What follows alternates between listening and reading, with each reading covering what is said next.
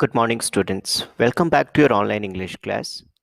Today, we shall start with a new lesson of your main textbook, First Flight, and the name of the lesson is The Sermon at Benares. Students, for your convenience, I have divided the entire lesson into major headings and subheadings, and we will be discussing these one by one. The first one being Gautam Buddha, a prince. Gautam Buddha was a prince. His name was Siddharth Gautama. At 12, he was sent away for schooling in the Hindu sacred scriptures. He returned home after 4 years. Then he got married to a princess, and together they had a son. All in all, Gautam Buddha was leading a comfortable, peaceful, and happy life. Second major heading: World sufferings make Gautam a beggar for enlightenment. Till now, Gautam Buddha was living a comfortable, happy, and peaceful life. Altogether, he had been shielded from the sufferings of the world. However, when he was 25 years old, he saw a sick man. Then he saw an aged man. Then a funeral procession. Finally, he saw a monk begging for alms. These made him so sad that he himself became a beggar.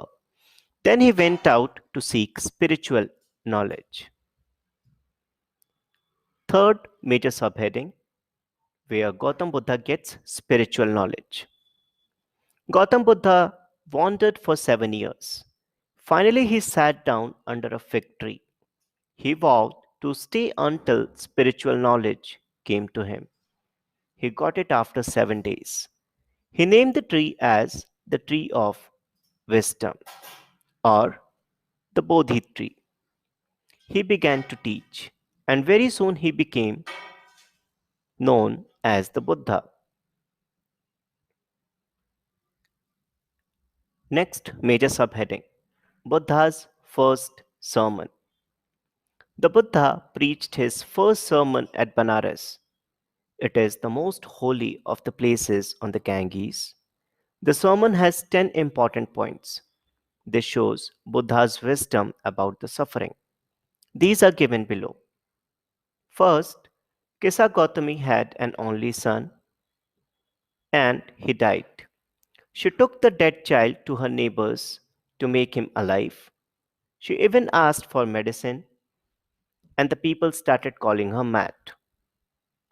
Second point: at last, Kisa met a man. He told her that he had no medicine, but he knew a physician who could give medicine for the same. Third, Kisa Gautami asked him to tell the man. He told her to go to Shakyamuni, the Buddha. Fourth, Kisa told the Buddha to give medicine to cure the boy. Fifth, the Buddha told her to bring him a handful of mustard seed. It must be from a house where no one has died. Sixth, Kisa Gautami went from house to house. People gave her mustard seed.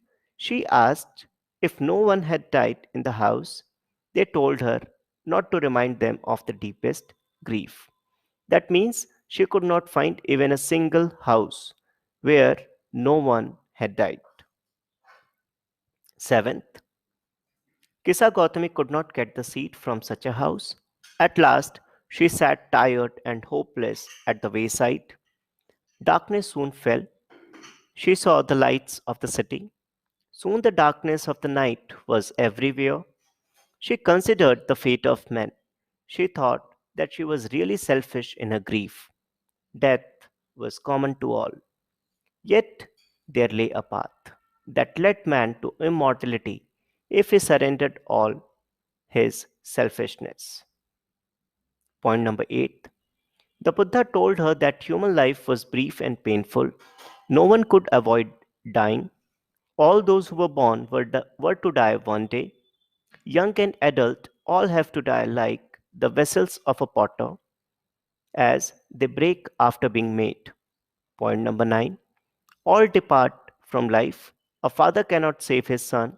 All relatives lament deeply when the dead is taken like an ox for slaughter. So the world is affected by suffering due to death and decay. The wise do not grieve as they know the truth. Point number 10. No one will get peace of mind from weeping or from grieving. On the contrary, his pain will be greater, his body will suffer. The dead are not saved by expressing sorrow. He who is of the lamentation and grief shall have peace of mind. One who has overcome sorrow will be free from sorrow and be blessed. That's how Kisa, that's how Kisa Gautami finally got enlightenment and she understood the fate of a common man and she got with her terms. Dear students, with this, we have come to an end of this lesson. Thank you.